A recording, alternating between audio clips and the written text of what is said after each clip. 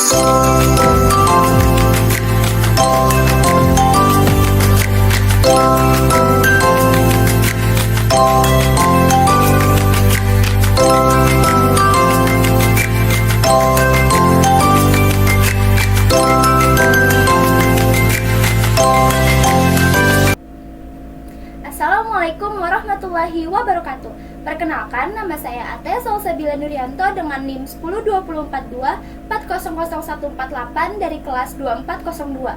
Pada video kali ini, saya akan mengerjakan tugas pendahuluan modul 1, praktikum penambangan data dengan topik EDA dan Data Preparation. Selama proses pengerjaan, saya juga akan menjelaskan setiap langkah yang dilakukan agar dapat menunjukkan pemahaman terhadap materi yang dikerjakan. Yuk langsung aja kita mulai ke tahap pengerjaannya. Baik, di langkah pertama ini kita akan membuat notebook baru di Google Colab dengan cara buka terlebih dahulu Google Chrome-nya. Selanjutnya kita search Google Colab. Nah, kita pilih yang paling atas. Selanjutnya kita pilih yang notebook baru. Nah, ini adalah tampilan awal notebook baru untuk menuliskan kode Python pada kode shell.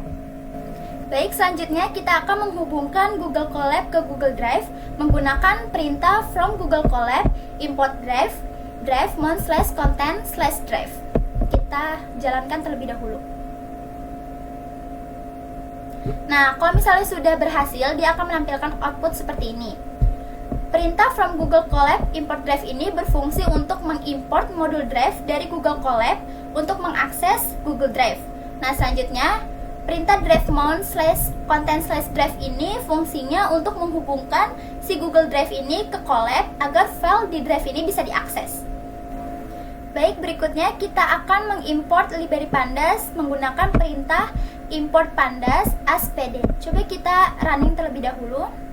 Nah, proses runningnya berhasil karena ada tanda centang di sebelah kiri, bisa kita lihat. Fungsi library ini tuh digunakan untuk membaca dan mengelola dataset dalam bentuk tabel. Baik, selanjutnya kita akan membaca dataset dari Google Drive menggunakan perintah df sama dengan pd.read_csv/content/ ini drive-nya, lokasinya, /my drive, ini lokasinya ada di my drive, /colab notebook, ini ada di lokasinya di file notebook, /test.csv, ini adalah datasetnya. Coba kita running terlebih dahulu. Oke, sudah ada centang hijaunya, berarti sudah berhasil. Pada perintah pd.read_csv ini digunakan untuk membaca file csv. Pada pad ini tuh untuk mengetahui nih lokasi filenya itu ada di drive. Selanjutnya pada df ini itu tuh untuk variabel menyimpan data dalam bentuk data frame. Berikutnya kita akan menampilkan 10 baris pertama menggunakan perintah df.head dalam kurung angka 10. Kita running terlebih dahulu. Nah, outputnya sudah terlihat. Jadi fungsi head ini itu untuk menampilkan data dari atas. Nah, angka 10 dalam kurung ini tuh jumlah baris yang akan ditampilkan. Sesuai outputnya ada 10 baris yang ditampilkan. Selanjutnya kita akan menampilkan 10 baris terakhir. Caranya menggunakan perintah df.tail dalam kurung 10. Kita running terlebih dahulu. Nah, ini outputnya terlihat 10 baris dari bawah. Jadi bedanya dengan tadi, kalau head itu kan menampilkan 10 baris dari atas, kalau tail ini menampilkan data dari bawah. Sedangkan angka 10 ini dalam kurung itu untuk menampilkan jumlah barisnya. Baik, pada tahap ini tuh kita udah masuk ke data understanding. Pertama, kita lihat struktur datanya terlebih dahulu menggunakan perintah df.info. Selanjutnya, kita akan lihat statistik data menggunakan perintah df.describe. Kemudian, kita cek nih apakah ada missing value menggunakan df.isNull.sum. Kita running terlebih dahulu. Nah, ini outputnya menampilkan data dan ini missing value-nya. Jadi perintah df.info ini tuh untuk menampilkan tipe data, jumlah data, dan missing value-nya. Selanjutnya, fungsi df.describe ini itu untuk melihat mean, min, max, dan lain-lain. Sedangkan kalau df.is0.sum ini tuh fungsinya untuk melihat jumlah data kosong per kolomnya. Selanjutnya kita akan mengimport library untuk visualisasi. Caranya menggunakan perintah import matplotlib pyplot as plt, import seaborn as sns. Kita running terlebih dahulu. Nah, runningnya sudah berhasil karena ada centang hijaunya di sebelah kiri. Nah, fungsi matplotlib pyplot ini untuk membuat grafik dasar. Kalau seaborn ini tuh fungsinya untuk membuat visualisasi lebih menarik dan statistik. Berikutnya kita membuat histogram dengan cara plt his df load area plt show. Kita running terlebih dahulu. Oke, sudah terlihat. Jadi fungsi plt his-nya ini tuh untuk menampilkan distribusi data dari kolom si load area tersebut. Sedangkan kalau plt.show ini untuk menampilkan data grafiknya.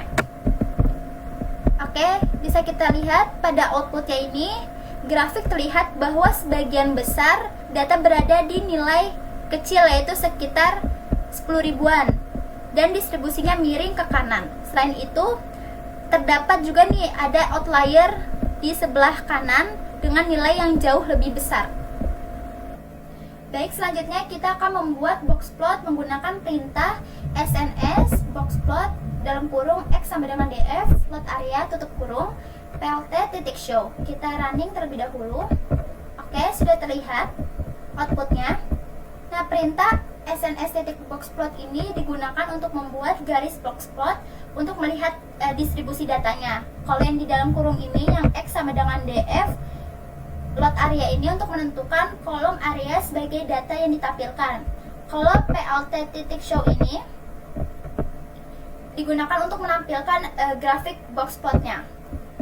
Kita lihat dari outputnya bahwa si kotak boxplotnya ini menunjukkan rentang data antara kuartil pertama dan kuartil ketiga.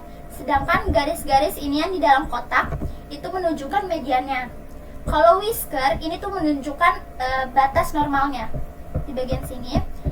Selanjutnya titik-titik yang berada di luar whisker ini itu termasuk outlier. Nah, berdasarkan grafik load area terdapat beberapa titik di luar whisker sebelah kanan. Kita bisa lihat yang menunjukkan nilai load areanya itu sangat besar sehingga termasuk outlier. Selanjutnya, pada tahap data preparation terdapat beberapa langkah utama sebelum analisis lanjutan. Yang pertama, data cleaning untuk membersihkan data dari kesalahan atau nilai tidak valid agar data lebih akurat. Yang kedua, menangani missing value untuk menangani data yang kosong dengan cara menghapusnya atau mengisi dengan nilai mean, median, atau modus. Ketiga, menghapus data duplikat untuk menghapus data yang sama agar tidak terjadi pengulangan dalam analisis. Yang keempat, transformasi data untuk mengubah format atau struktur data agar lebih mudah dianalisis. Dan yang terakhir, yang kelima, encoding data kategorikal untuk mengubah data kategori menjadi bentuk numerik agar data dapat diproses dalam analisis atau model machine learning.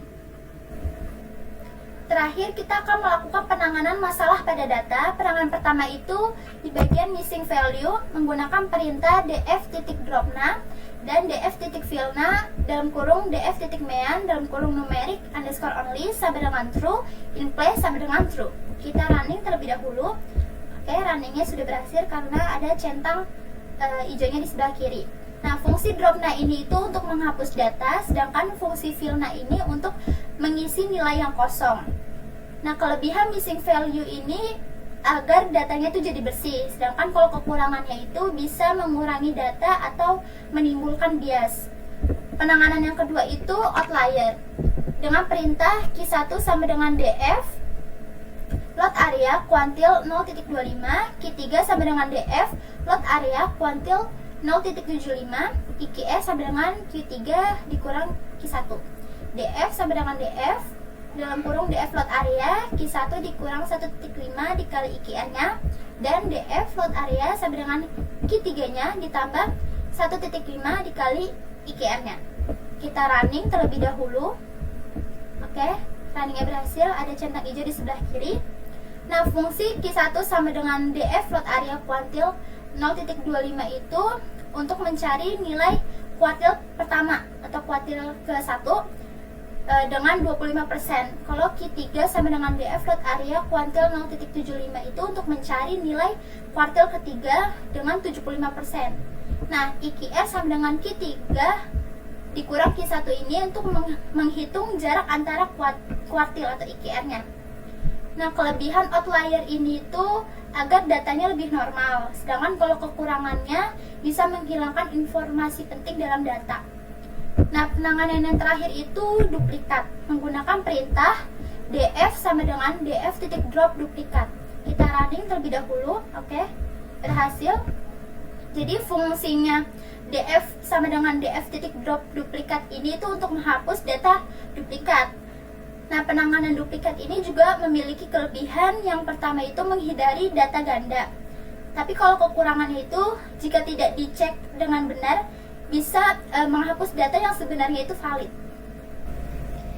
Demikian proses pengerjaan tugas pendahuluan modul 1 penambangan data mengenai EDA dan data preparation yang telah saya kerjakan.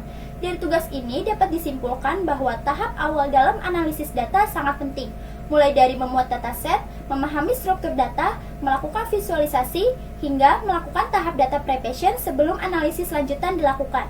Semoga penjelasan saya dapat bermanfaat dan mudah dipahami. Wassalamualaikum warahmatullahi wabarakatuh.